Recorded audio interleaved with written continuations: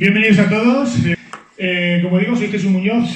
La gente me empezó a conocer porque soy el autor, o fui el autor, lo sigo siendo, de la página web malostratosfalsos.com, donde empecé a contar mi caso porque sufrí algo que vais a conocer como es el síndrome de la avispa. Mi ponencia de hoy, aparte de la presentación que voy a hacer de manera muy rápida, es para que veáis un poco las pinceladas de algo muy básico que todos habéis vivido, la mayor parte, tanto profesionales como afectados, por lo que conocemos como derivado de la de violencia de género y todos los aspectos que he ido tocando en la vida, tanto profesional como personal de afectados y profesionales, tanto del derecho como de la psicología. Vamos a tratar muy rápidamente denuncias falsas, si existen o no. Ahí lo dejo. El síndrome de la avispa, pues un término que inventé hace muchos años y que la gente parece ser que le ha empezado a coger el sentido. ¿Qué es? ¿En qué consiste? Si es verdad, si existe un 0,01 y de dónde sale, porque la mayor parte de la gente lo oye en la tele pero no tiene claro de dónde sale ese concepto. Se persiguen las simulaciones de delito, es decir, ¿realmente la justicia persigue las supuestas situaciones de simulación de delito y denuncias falsas? ¿Cuántas denuncias hay? Si las hay, si son falsas o no. Las estructuras espejo que se han montado a través de los partidos políticos y las asociaciones feministas, y cómo afecta todo este entramado de ideología, procesos judiciales y sistema judicial que se ha montado alrededor de la violencia de género y cómo afecta sobre todo a los niños. Yo voy a aplicar un poco lo que es el sentido común y lo que yo he vivido en mis propias carnes, pero vais a tener profesionales como Esteban, que vais a ver los magníficos libros que presentó hace no mucho sobre tratados jurídicos de alienación parental, un especialista como José Manuel Aguilar. Vamos a ver muchos aspectos, cómo afecta todo esto a los menores. Como digo, soy el vicepresidente actual de hace 1 año y medio, 2 años. Me presentaron un proyecto muy curioso y muy bonito y decidí aceptar este proyecto y este reto, a ver si era capaz de estar a la altura. Muchos me conocéis, como he dicho, por la página web, donde he entrevistado incluso a periodistas, afectados, malos tratos, sustracción de menores, abuso sexual, diputados, políticos extranjeros. Como decía, la gente me empezó a conocer por esto que empecé a contar, era un grito de libertad, porque nadie te escucha, te cierra las puertas.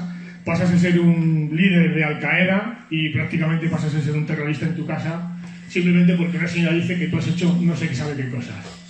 A raíz de eso, convertí mi página web en un canal donde muchos de los que estáis aquí habéis sido entrevistados, mejor o peor, no soy periodista, soy un humilde padre de familia, y he conseguido abrir un pequeño camino donde medios de comunicación a lo largo de los últimos 8 o 10 años nos han abierto las puertas.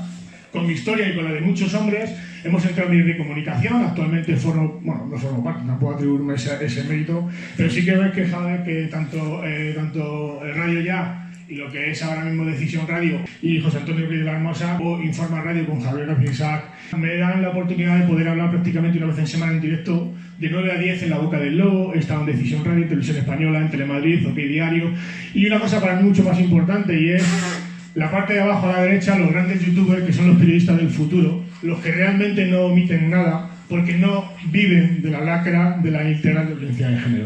Un tío blanco entero, Inocente Duque, un gallego despoticando, David Santos, Joan Planas, que participó en uno de sus documentales, participé también en el documental Silenciados, Valentina Ortiz, Raúl Murciano Cabronado y Vila Dixit, que ha participado en las últimas 2 manifestaciones que hicimos en el Ministerio de Igualdad. Esta es alguna de las imágenes que podéis ver. Tuve el honor de poder ayudar tanto a Rafa como a, considero que a mucha gente. Llenamos prácticamente una de las salas del Congreso y ahí la invitación que tuvimos a Navid para exponer esto que hoy en día os vamos a contar.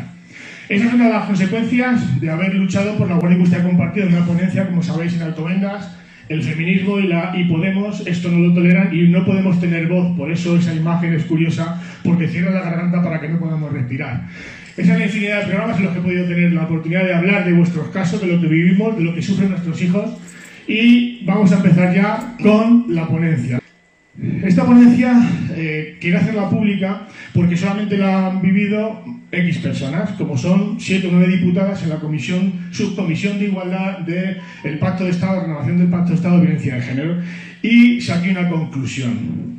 Una, se lo dije en la cara, había gente una persona estaba allí como testigo, le llamé terrorista de género, algo políticamente incorrecto, y me di cuenta de que somos insignificantes para ella y no saben el dolor que producen cuando sus ideologías baratas y sectarias arremeten contra vidas como las nuestras. ¿Existen las denuncias falsas? Pues sí o no, en función de quien lo diga. Por ejemplo, Joaquín Leguina, del Partido Socialista, dice que si hablas de denuncias falsas y sobre todo si el 46% de esas violencias sufridas son a manos de inmigrantes o sufridas por mujeres inmigrantes, eres un machista recalcitrante. Rita Maestre llega a decir, por ejemplo, que en el 2014 en la Fiscalía General del Estado solamente hay un 0,01. Veis diferentes medios de comunicación donde las denuncias falsas no existen y solamente es un pequeño bulo. Muchos de aquí sabéis qué significa esto. El famoso síndrome de la avispa, ¿no? Aquel aguijón de la izquierda donde, bueno, pues de alguna manera a mí me picó y me hizo mucho daño y me destrozó la vida. Esta imagen fue una de las primeras que hizo que una de las diputadas, no sé si era BNG o PNV, cerraran la carpeta, se levantaron y se marcharon. Las denuncias falsas no existen, solo y exclusivamente existen si la sufre alguien del Partido Socialista o de la izquierda. Esto no es una ponencia de partidos políticos, simplemente es una ponencia sobre la realidad que muchos vivís. No voy a contar nada que no sepáis. Este señor sufrió dos. Eurodiputado y creador de la ley, exalcalde de Elche. ¿Cómo se llama, Gaby? Alejandro Soler. Alejandro Soler. Y el último diputado de Podemos. Todas sus denuncias son falsas. No porque lo diga yo, sino porque ellos lo han manifestado públicamente. Les explicó el síndrome de la avispa y ya sabían lo que se sufre. El partido X, el que gobernaba en aquel momento, creador de la ley, hizo algo tan sumamente aberrante que es no solamente desproteger a las mujeres con una ley con derecho penal de autor, sino que además a los verdaderos maltratadores, los protegidos, se llevan teniendo en su cargo. Este, que no os sonará, es una muy importante en los pactos contra, o a favor o en contra, cada uno como lo vea, con ETA. Este fue el presidente del Partido Socialista Vasco durante más de 10 años, a pesar de estar condenado en firme por pegar una paliza a su mujer. El propio país saca la noticia donde se condena por pegar y tener hematomas y golpes a su mujer en varias partes del cuerpo. El síndrome de la avispa es algo tan sumamente importante o curioso que es algo que le suele picar a mucha gente, periodistas, políticos, famosos, cantantes, futbolistas. Todas sus denuncias son falsas, excepto las nuestras. Curiosamente, aquel señor de la izquierda, una de las campañas que promulgó sobre, muy activista contra la ley de violencia de género, a favor de la violencia de género, casualmente condenado por maltratar a su mujer en Maripao, una reconocida periodista de Telemadrid. El resto son candidatos de PP, PSOE, Ciudadanos. El de la izquierda abajo, un conocido magistrado del Tribunal Constitucional que, además de estar aforado, curiosamente pasó la noche de calabozo en algo que yo no tuve esa oportunidad. En una cama en el Puerta de Hierro, perdón. Su caso actualmente está archivado porque la magistrada ha entendido que sufre no sé qué enfermedad y mientras que sea esa enfermedad pues la siga sufriendo este señor es injuzgable. Diferentes miembros de diferentes partidos sufren denuncias, todas sus denuncias son falsas. Este señor, y aquí tenemos diferentes ponentes, toda mi admiración a ella, pero hay uno, entre ellos, sin despreciar a los demás, como es José Manuel, que lo vais a escuchar a continuación, es uno de los artífices, si no me equivoco, José Manuel, y con tu permiso, que consiguió, junto a la letrana Gael Silva, esta condena en la Junta de Andalucía por mala praxis, porque se inducían, esto lo pongo yo, a menores a hacerles creer que eran abusados sexualmente. Este señor se pasó 3 años en prisión preventiva y que se consiguió no solamente demostrar su inocencia, sino la mala praxis de la Junta de Andalucía. 3 años en prisión preventiva por abusos sexuales a su hijo. Las denuncias falsas no existen, pero cada vez tenemos más medios de comunicación pequeños que tienen la valentía de publicar cosas como estas, que las mujeres dejaron de ser seres de luz hace mucho tiempo, que siguen cometiendo delitos y que los van a seguir cometiendo porque son seres humanos, excepto estos seres de luz que son madres protectoras, madres delincuentes, sustractoras de menores y, vamos a decir, indultadas o permitidas por diferentes gobiernos, no es ni uno ni otro.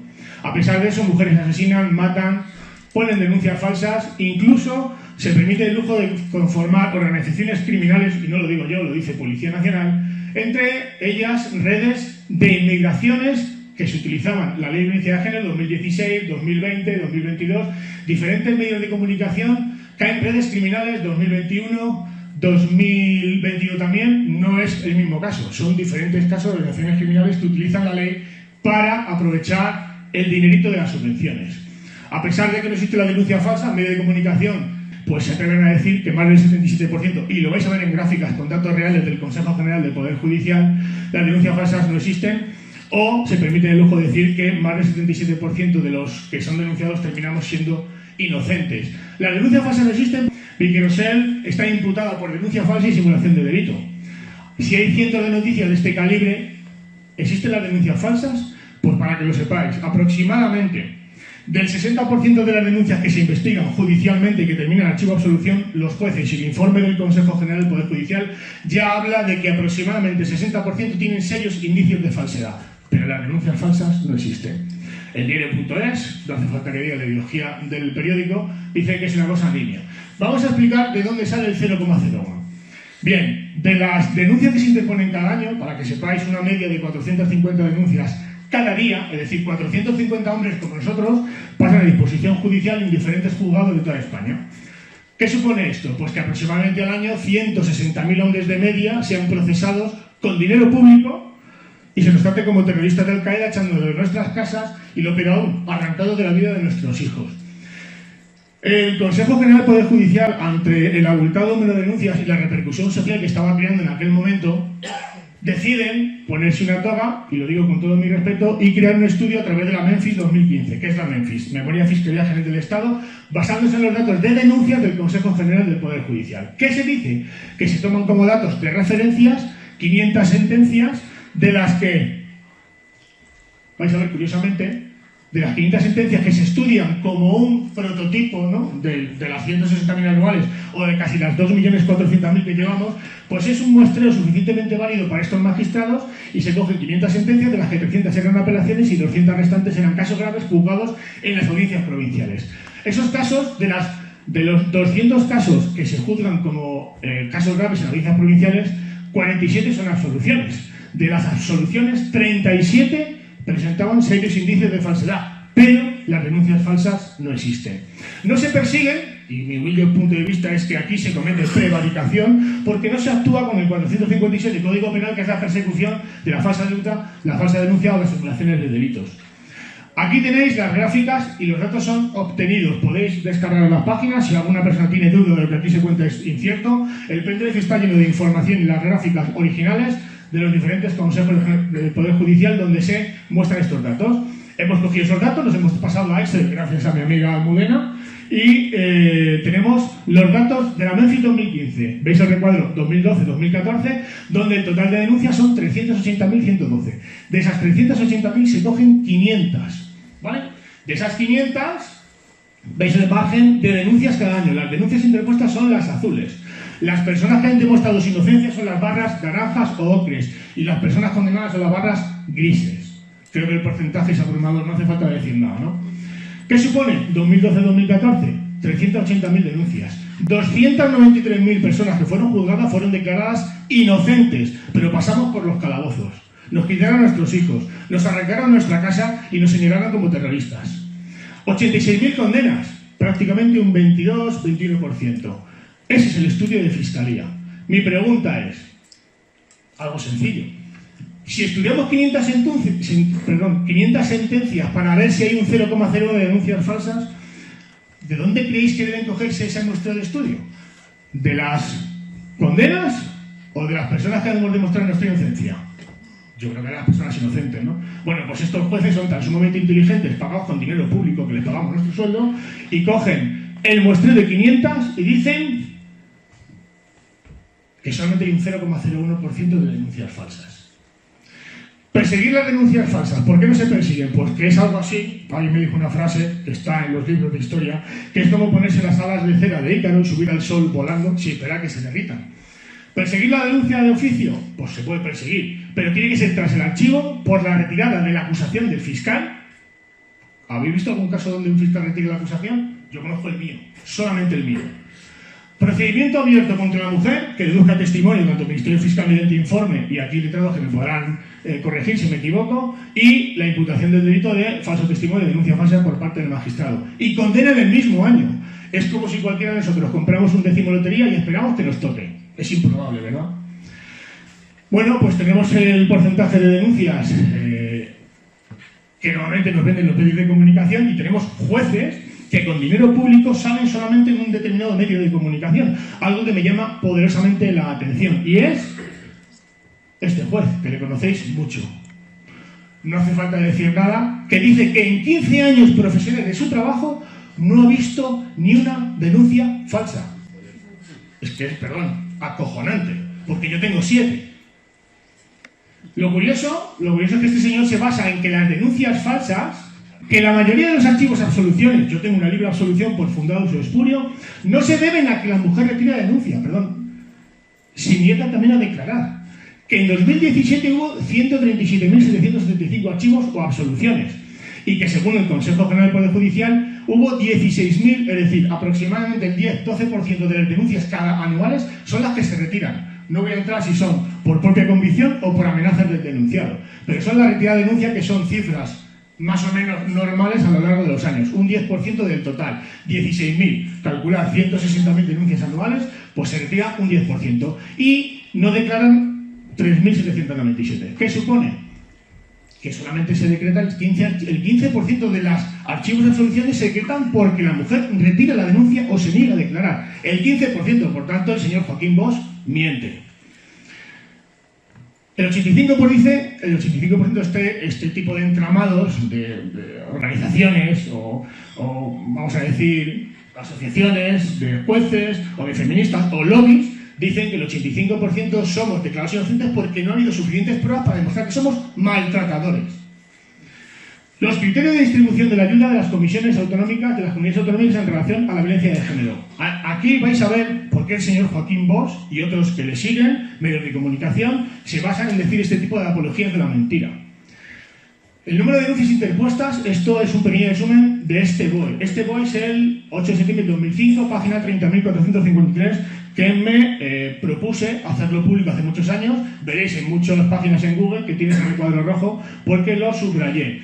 Esto fue el inicio de la ley en 2005, donde el Ministerio de Trabajo y Asuntos Sociales determinó que Calderilla, 10 millones de euros, y os lo digo en serio que es Calderilla con lo que vais a ver, 10 millones de euros se daban en función de la puesta en funcionamiento para las comunidades autónomas y la puesta en funcionamiento de la coayuda de la ley de violencia de género. El número de denuncias interpuestas era suficiente para darte aproximadamente un 66% de las ayudas, es decir, 650 millones. En función, repito, número de denuncias interpuestas, número de mujeres que se declaren maltratadas, o otro, relación entre el número de mujeres extranjeras empadronadas y la población femenina total. A mí esto me llama poderosamente la atención porque esto incita a la interposición de denuncias. Si sufrago el número de denuncias interpuestas, ¿qué crees que van a hacer quien tienen la ley en su mano? La mayoría de los tipos delictivos que aparecen vinculados a la violencia de género, cabe que se proceda a la condena del mismo acusado solo con el testimonio de la mujer. Y hay gente que se atreve a decir, eso es imposible, eso no existe. La mera palabra de la mujer, vais a ver una gráfica, página 64 de la Memphis 2015, donde la propia Fiscalía General del Estado reconoce, por ejemplo, que para condenar, en caso de que haya falta de pruebas, falta de testimonio, parte médico de lesiones, se basan en una serie de cosas jurídicas, que habrá letrados que lo expliquen mucho mejor, ausencia de incriminidad subjetiva, verosimilitud del testimonio o persistencia de incriminación.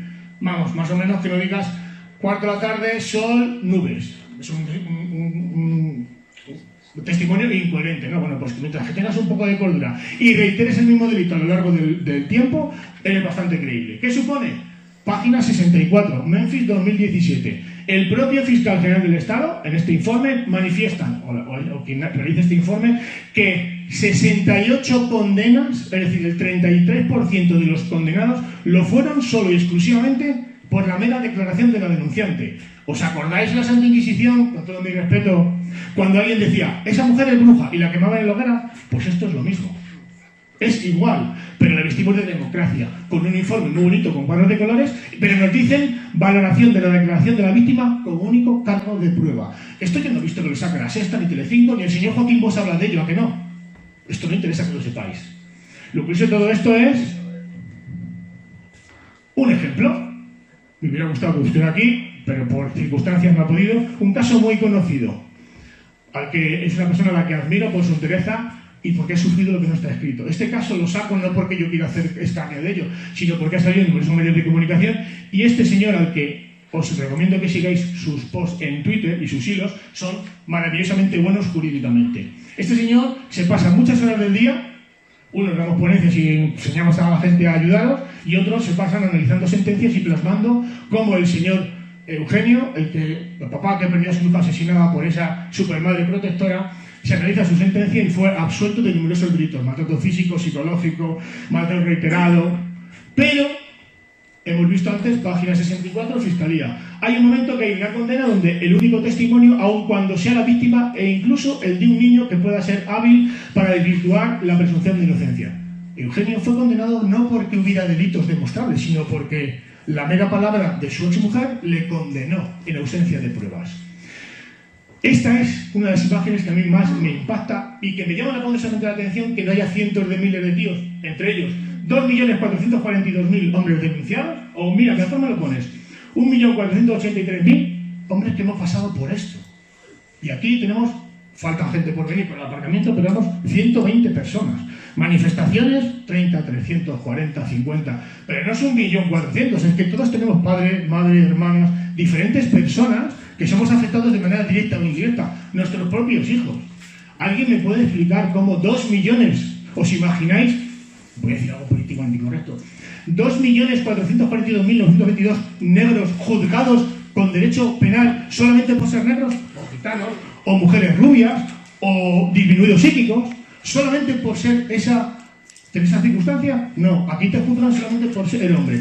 Y lo más relevante es que todo eso lo pagamos con nuestros impuestos, para que luego todos estos que han sufrido, se han quedado sin hijos y sin casas, seamos juzgados y manchemos, nuestra imagen queda manchada de por vida. Solamente casi 600.000 condenados, de los que más del 60% son amenazados o coaccionados, le llamo yo, por el Ministerio Fiscal y muchas veces por malos trabajos de, vamos a decir, la defensa, ¿no?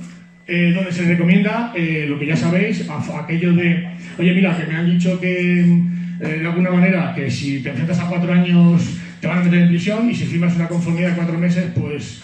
Voy más rápido. Cifras de las anuales de años. Todas las azules, vuelvo a repetir, son denuncias, las ocres naranjas son las absoluciones y las grises son las condenas. Es que es abismal. O sea, no hay nada mejor que una imagen para que veáis a lo que nos están sometiendo en esta sociedad española. Esto que veis aquí no existe en ningún país del mundo, ni en ningún país de Europa. No existe ley de violencia de género en ningún país, repito. Esto es demoledor. Y yo no entiendo por qué la gente no sale de la calle. En Francia, por subirle 2 años la pensión, es decir, jubilarse 2 años más tarde, están quemando las calles. Aquí nos roban nuestros hijos y estamos aquí sentados, impávidos. El 43% de las denuncias presentadas tumbadas en el primer escalón judicial. Son noticias de gente que se dedica a estudiar este tipo de cosas.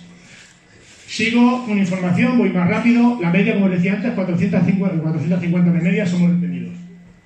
9 autobuses diarios son llenados con gente que somos procesados y llenados. 9 autobuses como los de Madrid y el Barcelona son llevados a las comisarías de toda España con gente en un 80% inocente.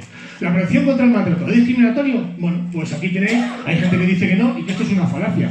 Cualquier persona que sepa bastante más de derecho que yo y aplique la legislación, el Código Penal es diferente. Los mismos delitos si es un hombre o una mujer. Tenemos un caso muy reciente, un juez, en este caso a un hombre, y al Ministerio Fiscal se juntan en el informe y solicitan que este hombre, que ha sufrido amenazas, coacciones, seguimiento de su exmujer en casa, en el trabajo, incluso le quema el coche y la plaza de garaje desoterrada debajo de la vivienda. El juez, viendo la situación de peligro, decide con el Ministerio Fiscal otorgar una pulsera telemática y una orden de alejamiento. La empresa Cometa decide que no y le manifiesta al juez en un informe que las pulseras solamente son para proteger mujeres. A los hombres no nos maltratan. Y esto lo llaman igualdad, artículo 14 de la Constitución.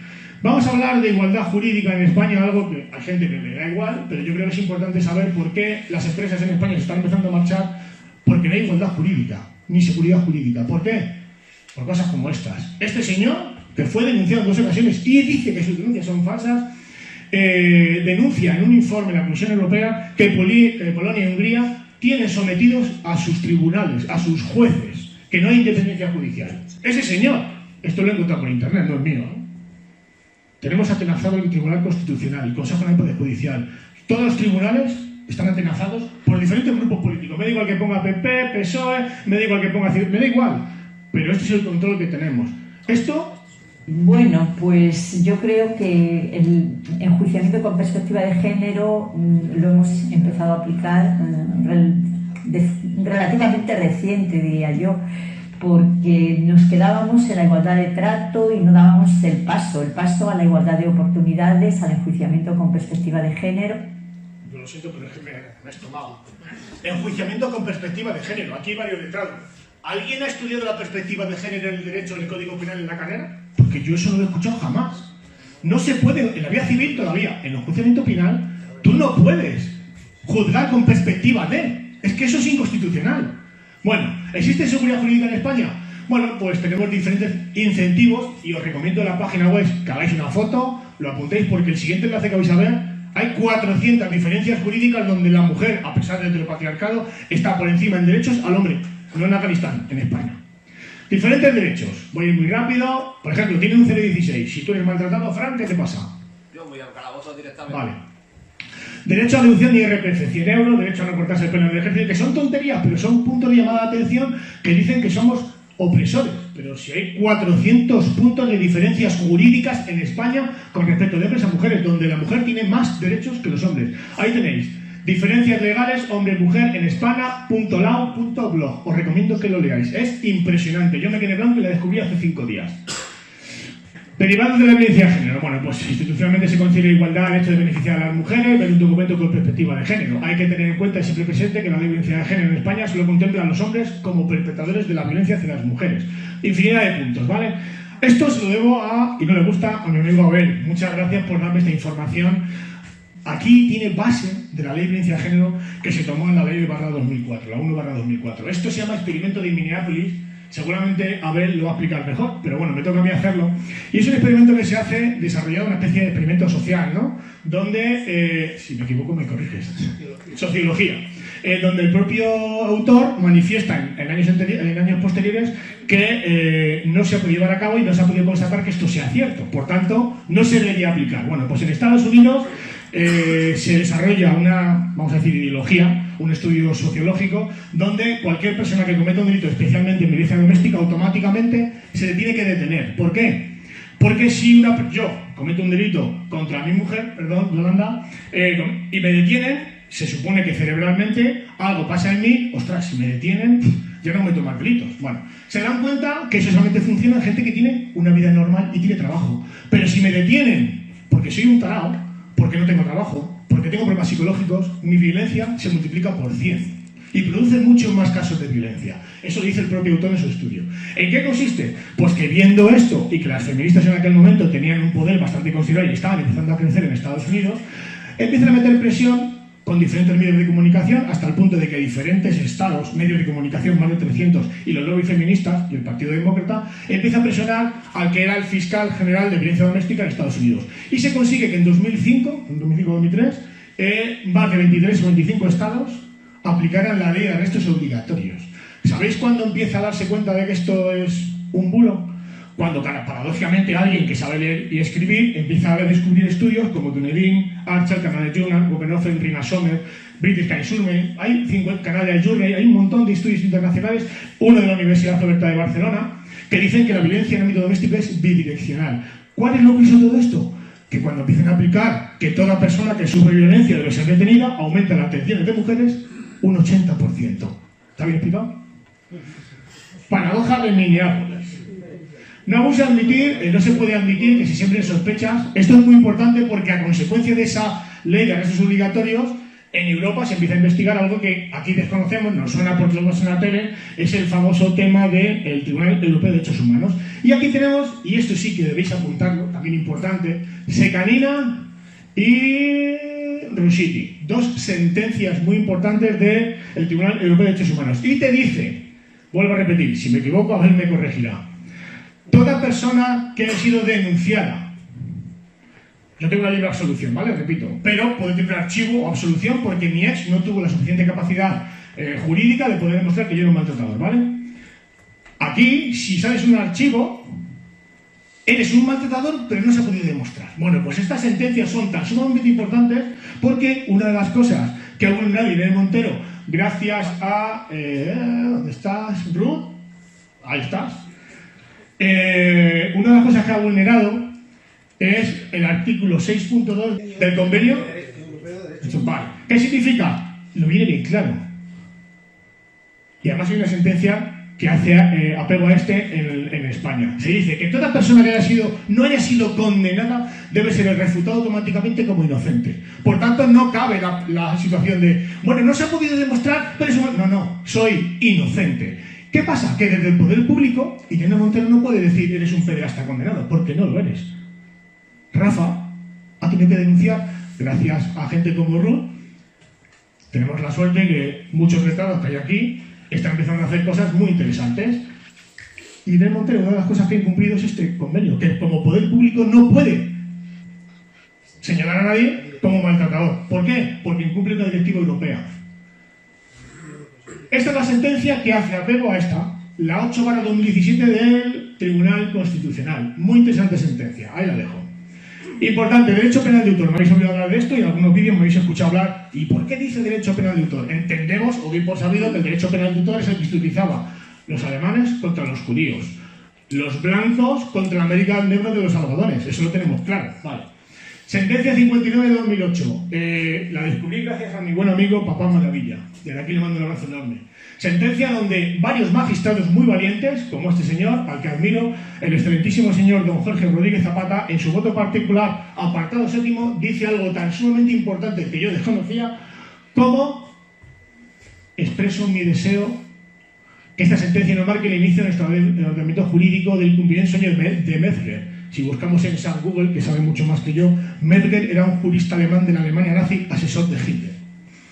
Dos derechos penales, y atención, un derecho penal para la generalidad, los alemanes, en España, las mujeres, en el que en esencia se seguirán vigentes los principios que han registrado hasta ahora, y junto a él, un derecho penal completamente diferente, para los judíos y los hombres, para grupos especiales de determinadas personas.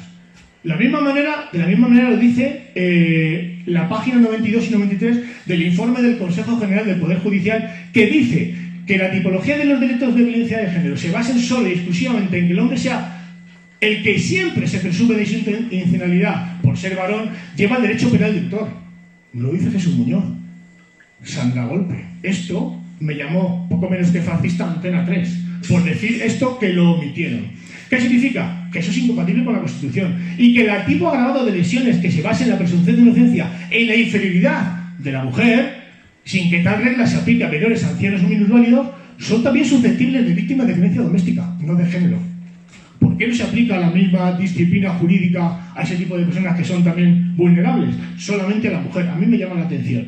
Carece de justificación crear una categoría de juzgados especiales por los que estamos siendo juzgados solo para mujeres, lo que lleva una suerte de jurisdicción especial basada en la intención del agresor y el sexo de la víctima. Somos varones. Si los órganos judiciales no pueden crearse por razón de raza, ideología, creencias, tampoco por razones de sexo. Esto tenéis que grabarlo porque tenéis que contarlo tomando una cerveza, hablando con vuestro amigo, con vuestro compañero, con vuestro jefe. Estos son vuestros derechos que nos han conculcado. Voy terminando porque me queda mucho. Hemos conseguido que una ley inconstitucional se convierta en anticonstitucional porque se ha aprobado. Y hemos conseguido que soltar una ventosidad en la discusión con tu mujer, aunque veáis arresto domiciliario, está condenado por violencia de género en el juzgado número 1 de Valencia. Sí, pero es que este tío está condenado, no se hace caso, pero es que está condenado. 5 días porque, y esto fue muy famoso, porque yo la mando con perdón a la mierda a mi mujer y ella me pone, en vez de mierda, me pone emoticono. Ella sale absuelta y yo estoy condenado. Manda a la mierda a tu mujer, condena de violencia de género. Pero es que además el colapso y las innecesarias denuncias que son sufragadas con dinero público ha conllevado a crear casos informáticos, caos, hasta el punto de que casos de maltrato animal se consideran violencia de género. ¿Os creéis realmente las estadísticas que dice, por ejemplo, Irene Montero en cuanto a la situación de maltratadores? No lo digo yo, lo dice El Mundo, el ABC, La Razón, El País. Es incompatible con la Constitución. Este señor, no voy a poner el vídeo porque se nos va el tiempo, pero este señor llega a decir en comparecencia pública en una entrevista que se entrevista personalmente con su amigo, el presidente del Tribunal Constitucional, antes de que entrara María Emilia Casas, y resulta que este señor en una comparecencia pública manifiesta que efectivamente es inconstitucional. Y cuando se aprueba le dice este señor a su amigo, presidente del tribunal, pero oye, y además me hace gracia hasta como le dice, ¿tú sabes las presiones que recibimos? El Tribunal Constitucional, cometiendo prevaricación continuada, sometió a toda la población masculina a diferenciación jurídica, porque había presión de los lobbies y del Partido Socialista para generar esta ley, porque ellos pensaban que era lo mejor para la mujer en España. Y no ha pasado nada, ni ha sido juzgado por injurias y calumnias, ni el presidente del Tribunal Constitucional ha dado explicaciones. Bueno, el señor de Ira ya ha hecho las manifestaciones. Curiosamente, que un señor del Partido Socialista, muy valiente por cierto, El 35% de los asesinos son extranjeros, siendo un ratio de población del 8%, y el 46% de las mujeres asesinadas son del 43%. Pero decir esto es muy machista y muy xenófobo. Las consecuencias indeseables de la ley de violencia de género. Bueno, pues aumentará la inseguridad, más atropellar la presunción de inocencia, criminalizará la convivencia y la relación de las mujeres, se demonizará la parte del padre, aumentará las denuncias falsas, lo que ya sabéis. Innumerables situaciones donde aproximadamente ya tenemos las cifras de que entre el 77 y 87% de las denuncias, depende del año, se demuestran que los hombres son inocentes. Yo no hablo de denuncias falsas, sino de demostración de inocencia. Y tenemos casos como que mujeres juristas quieren invertir lo que es el derecho, ya, o sea, ya hay que entrar a rematar a los hombres, el que sobreviva hay que meterle un tiro en la cabeza. Hay que invertir la carga de la prueba y que el tío que está denunciado tenga que probar que soy inocente. Pero ¿entendéis que una mujer que sea rubia y que se salga porque es rubia y que se tiña de morena para poder vivir? ¿Entendéis eso? Yo no lo entiendo. Pues esto sucede en España y con su cara sale, con su logo de tenis, muy bonito, con dinero público, a decir que los hombres somos violadores y maltratadores. La herramienta policial, ¿cómo se llamaba? Benipol. Importante herramienta que nos ha costado un riñón, que la presentó el comisario Francisco Álvarez Fernández, que se supone que era para diagnosticar, pillar a la gente que ponía denuncias falsas, para la gente que coge y quiere estafar el seguro y cambiar la llanta del coche, para el que coja a la persona y llega y diga, que me han robado el iPhone, me quiero el 14 Pro. Pues esta herramienta surgió para... más o menos funcionaba, si no recuerdo mal, estaba entre el 75 y el 90% pillaba a la gente que ponía denuncias falsas con un software. Pero curiosamente dirás, ¿qué tiene que ver esto, Jesús, con la ponencia? ¿En qué aplicación legislativa o jurídica no se puede aplicar? ¿Por qué? Si pilla la denuncia falsa. Mi explicación no es que quiero pillar las falsantes. Lo que quiero es quitar del medio a la mujer que la utiliza para que los recursos públicos vayan a la verdad de las víctimas. Yo no soy una persona, no soy, como veis, no soy un gran orador, simplemente hago lo que pienso, hago lo que creo y sobre todo que defender gente inocente, ¿no? Pero yo no hablo nunca si no hay una base jurídica o estudio detrás. Estos son numerosos estudios, os puedo dar los originales, son tochos enormes, pero he cogido este tipo de cosas porque hay muchas gráficas, algunos textos están traducidos del inglés al español, pero fijaros, os voy a apuntar el estudio Whitaker, el Capaldi, el Strauss, el Ferguson, el Hartnett, el Kessler, el No, el Fossi, el Carrado, el Morse, o sea, infinidad de estudios. Resumiendo, y aquí viene lo bueno. Más o menos unos 500 estudios internacionales sobre violencia dicen que las tasas de victimización sobre agresiones físicas, los hombres sufren mayores niveles de victimización por violencia física total. En 254 estudios, prácticamente la mitad. Por violencia física grave en 98. Las mujeres sufren mayores niveles de victimización por violencia en 102 de 500. Pero si la mujer es la que siempre sufre toda la violencia de género, ¿no? ¿Cómo es posible que haya prácticamente más del doble de hombres víctimas de maltrato en estudios internacionales por violencia física grave en mujeres 44 frente a 98 de hombres? Pero si los hombres no sufrimos nunca. Curiosamente, se registran tasas similares para ambos sexos, es decir, bidireccionalidad del maltrato en 137. Hombres sufren lesiones en una proporción equivalente al 77%. En fin, 77 estudios registran mayores niveles de perpetración, 18 sobre niveles de perpetración de violencia física no recíproca y 12 sobre niveles similares de violencia física no recíproca. Pues ya el informe PAS, muy interesante. Más de 1080 estudios complementarían las escalas revisadas. 5,6% de los hombres y el 11,3% de las mujeres afirmaron haber ejercido violencia, es decir, se declaran maltratadores. El 5% y el 11%, lo que ellos dicen. Estados y Ramírez, estudio, encontraron este patrón en Estados Unidos y México. En casi 3/4 partes de la violencia era mutua. Irene Montero creo que explotaría antes de decir una cosa como esta. El patrón más común es la bidireccionalidad. Estudios como Vivian, no sé decirlo en inglés, en 1994. Solicitar la guardia y custodia compartida, voy terminando. Las feministas alertan que pedir la guardia y custodia compartida es machismo y arremete contra la integridad de las mujeres.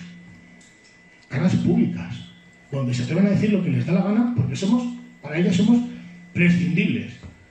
Esta señora de la Asociación Jurista Temis llega a decir que la custodia compartida impuesta es un arma igualmente para mantener el control sobre la mujer tras el divorcio. Oiga, que yo lo que quiero es mantener una relación con mi hijo, afectiva, cariñosa, de respeto, igual que la madre. Pues no, es maltrato. Esta es la estructura espejo, puede ser este partido, puede ser cualquiera, ¿vale? Esto lo cojo porque fue una de las mejores imágenes que he visto en medios de comunicación, haciendo un estudio muy extenso sobre toda la financiación de la estructura espejo que surgen del PSOE a través de la Fundación Mujeres y reparten la pasta curiosamente, de este estudio, y es que todas las asociaciones de mujeres, todas, tienen un cargo en el Partido Socialista. Lo digo del PP, como puede ser el PSOE, de Ciudadanos, ¿vale? Más de 66.500 millones de euros, que diréis, qué barbaridad. Y os he dicho antes, esto era calderilla, 10 millones de euros. Pues bien, esto es una foto de la página web http://Junta Andalucía, Servicios Sociales, Protección de la Mujer, bla, bla, bla. El que la quiera le paso la URL, pinchas, y yo personalmente escribí a la Junta de Andalucía porque pensaba que sobraba 1, 2 o 3 ceros. 66.000 millones de euros se han gastado entre 2012 y 2014 destinados a la igualdad y la protección de la mujer. Solamente la Junta de Andalucía, 66.000 millones de euros. Joder, pues si la recuperación de los bancos nos costó 50 o 60.000 millones. Y resulta que solamente la Junta de Andalucía se ha gastado. Pero si estas mujeres en Andalucía podían llevar la misma seguridad que Pedro Sánchez, no moriría ni una. Y sigue muriendo unas 50 de media, ¿no? Curioso, las estructuras de espejo, como veis, diferentes asociaciones. Esto que veis en azul, si pincháis, os lleva a la asociación y los cargos orgánicos dentro del partido.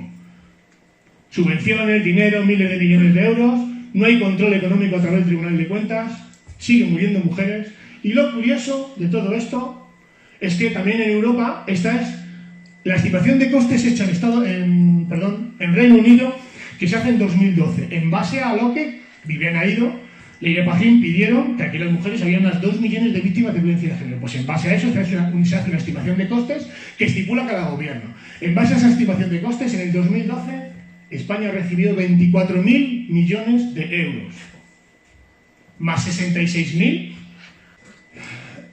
El 75% de las mujeres, o el 80% de las mujeres que fueron víctimas o asesinadas, jamás habían interpuesto denuncia. Vamos a suponer que más de 100.000 millones de euros en los últimos años para sufragar chiringuitos. O la protección de la mujer. Si 8 de cada 10 mujeres que han sido asesinadas jamás ponen denuncia, y 160.000 denuncias anuales se interponen cada año para que 80% de los hombres seamos inocentes, mi pregunta es, con perdón, ¿quién coño denuncia? ¿Quién denuncia? Si las verdaderas asesinadas se quedan sin recursos públicos. Y las cifras, vuelvo a ponerlas, son demoledoras. Denuncias, hombres declarados inocentes. ¿Sabéis cuánto dinero nos cuesta eso aproximadamente? Pues un proceso como el mío, 6 años de instrucción, 30 procesos judiciales, 7 denuncias de violencia de género, 2 querellas criminales y una denuncia ante la Agencia de Protección de Datos.